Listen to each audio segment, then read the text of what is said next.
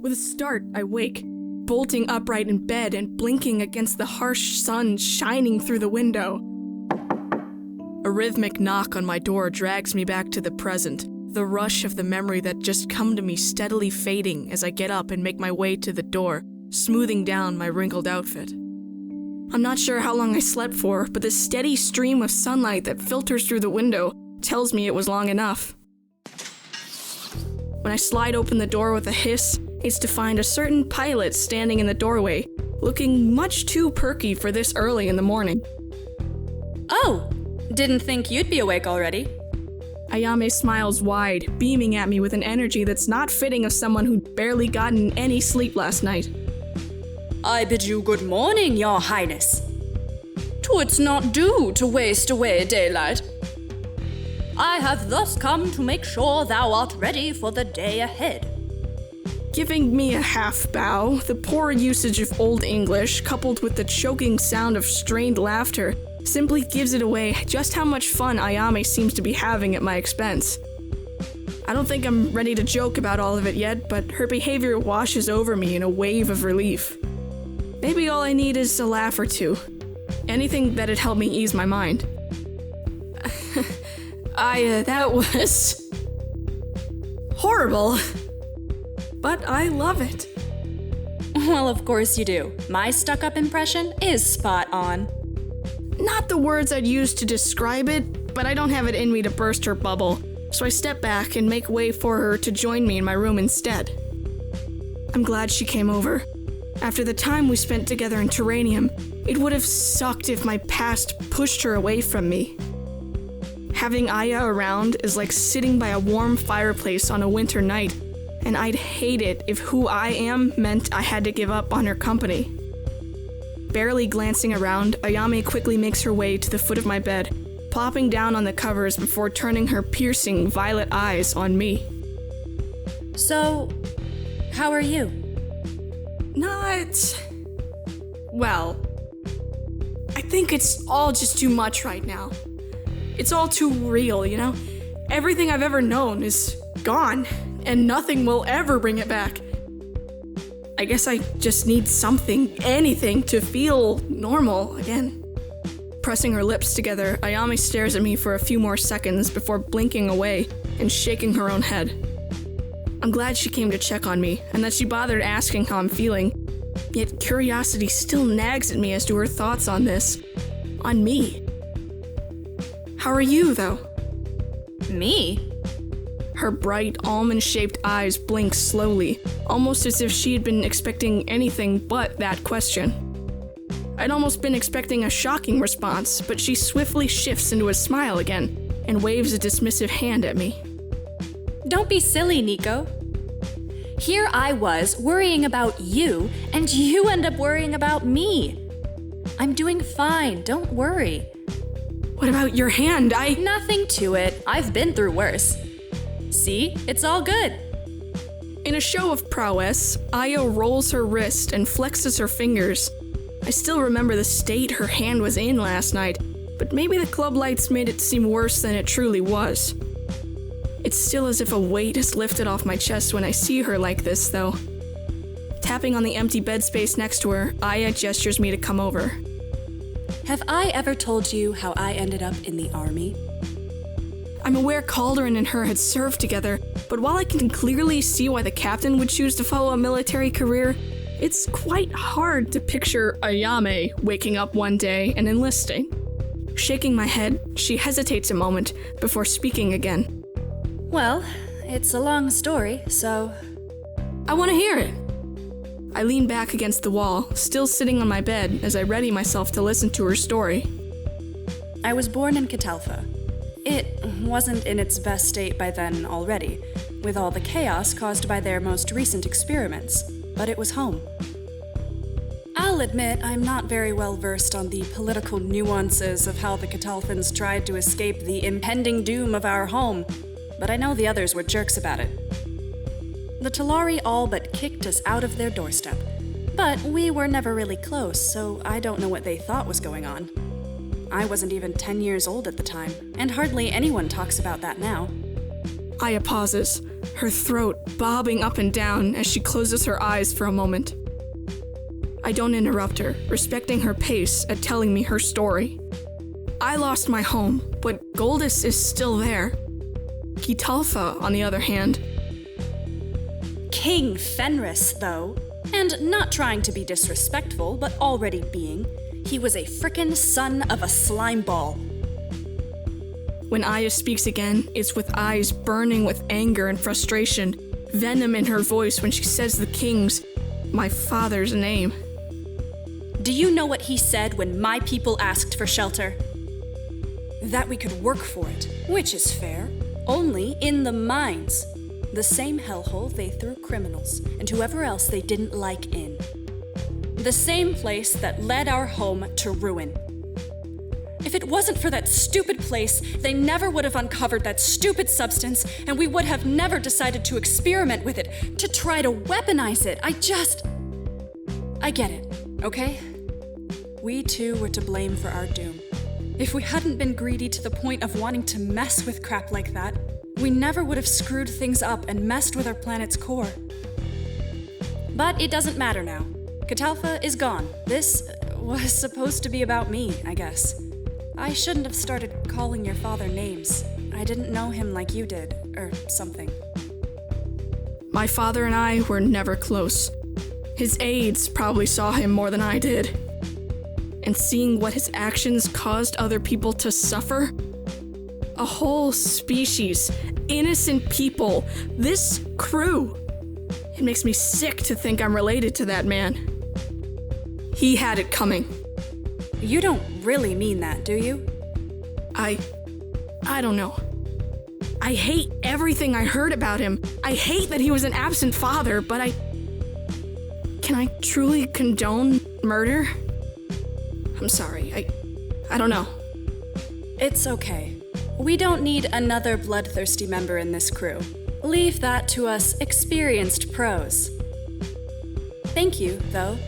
I appreciate the feeling. Ayame gives me an honest smile, reaching out to squeeze my knee once before sitting back up and carrying on with her story.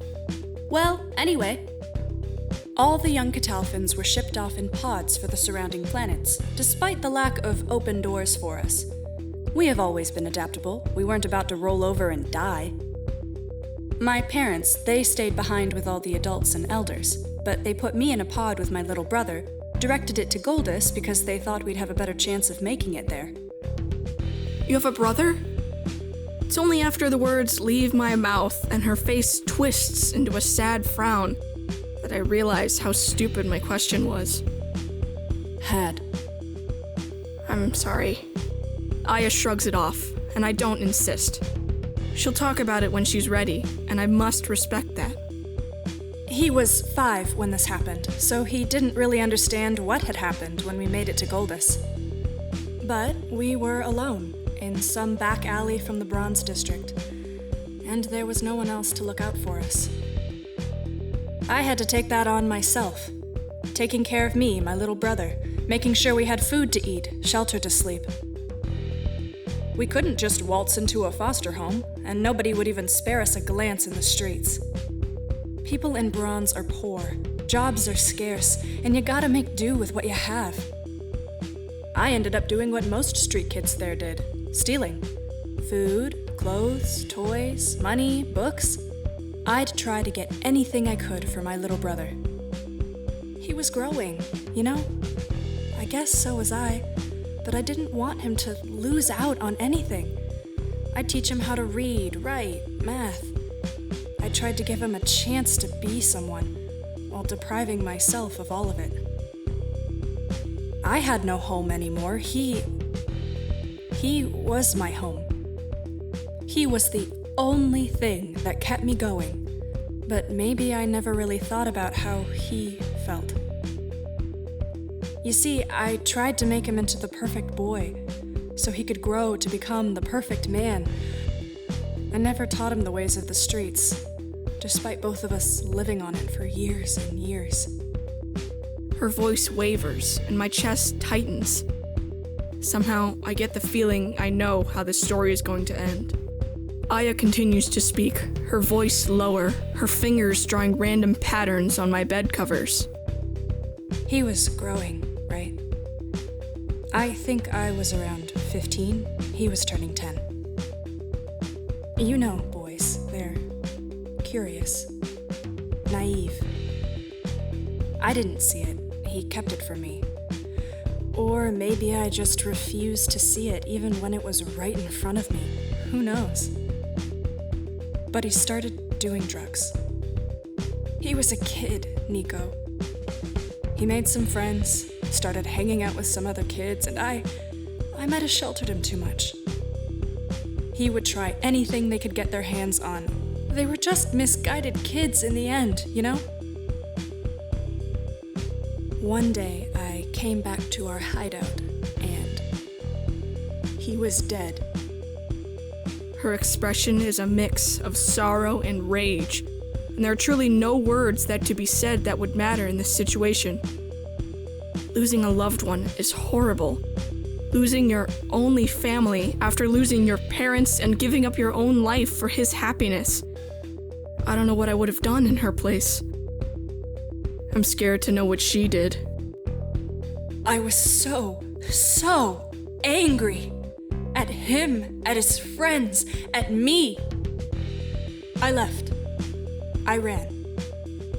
I couldn't stand saying goodbye to all I had left from my family. I couldn't stand admitting it was my own damn fault he was gone. So I did something stupid, like every other grieving person out there. A broken laugh, a sad smile. I want nothing more than to reach out to her, but something keeps me in place. So all I do is watch. I went after those kids. I didn't know them, nor did I care to.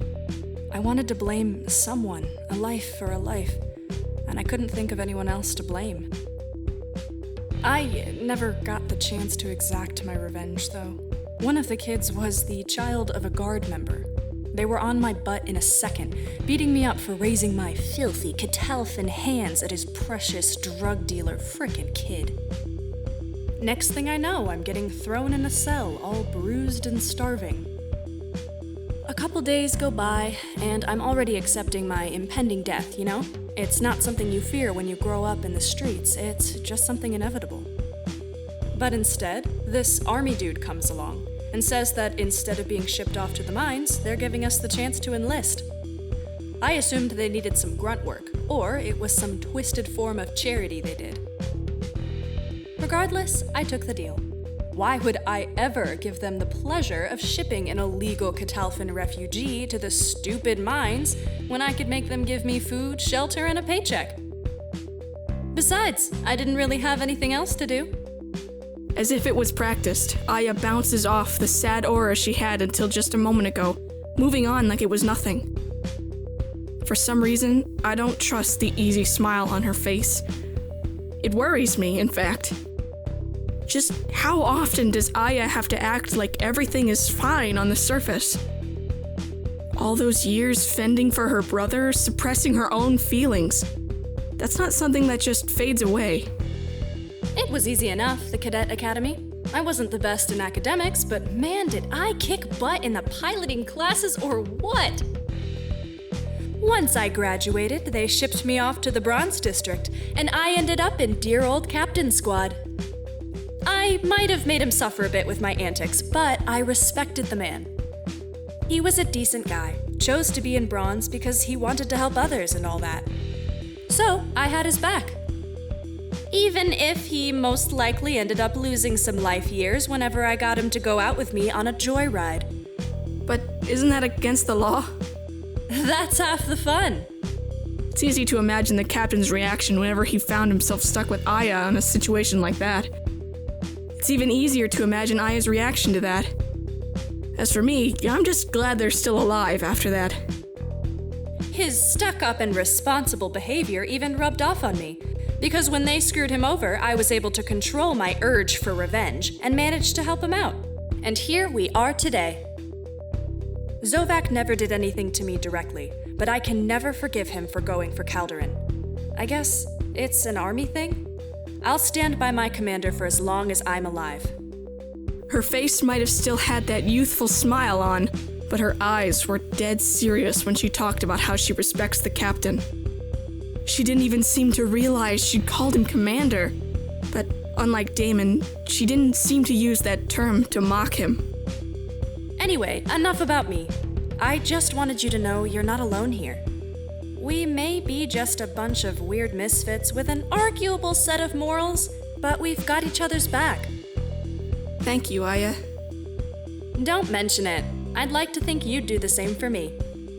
Aya reaches out and takes hold of my hand again, a sweet smile on her lips.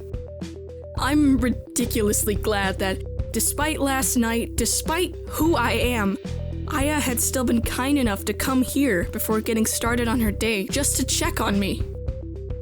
I don't reply, but I squeeze her hand gently, and her smile broadens even more. Words sometimes take away from what you're truly feeling. I can only hope she understands how much this meant to me, and that I would absolutely do the same for her if she ever needs me to. Sorry you had to take time off your day for this. Nah, it's all good. I'm early anyway. Pretty sure I'll give Calderon a stroke or something when he sees me walking in the bridge at this ungodly hour. If I went any earlier, he'd probably drop dead, and I don't really want to be haunted by his nagging ghost for the rest of my life, you know? She glares at the sunlight streaming from the window next to us, and I wonder what she even considers an acceptable hour to wake up. It wouldn't surprise me if it was somewhere around noon. Better go now, though. I can already feel this will be one hell of a day. Aya stands up from my bed, quickly making her way to the door. Looking forward to our next one-on-one time, Nico. Throwing me a final wink, she leaves my room, her footsteps echoing on the corridor just outside. I feel lighter after talking with her, and determined. Stifling a yawn, I get up and head outside as well. After speaking with Aya, I can't help but wonder what the rest of the crew thinks about this whole situation as I leave my room. My dream, or rather, memory of Vex still creeps in the back of my mind. I don't know how to feel about it, about him, about how different he was when we met.